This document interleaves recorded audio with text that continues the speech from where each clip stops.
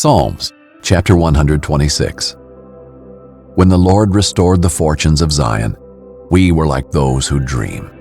Our mouths were filled with laughter then, and our tongues with shouts of joy. Then they said among the nations, "The Lord has done great things for them." The Lord had done great things for us. We were joyful. Restore our fortunes, Lord, like watercourses in the Negev. Those who sow in tears will reap with shouts of joy. Though one goes along weeping, carrying the bag of seed, he will surely come back with shouts of joy, carrying his sheaves.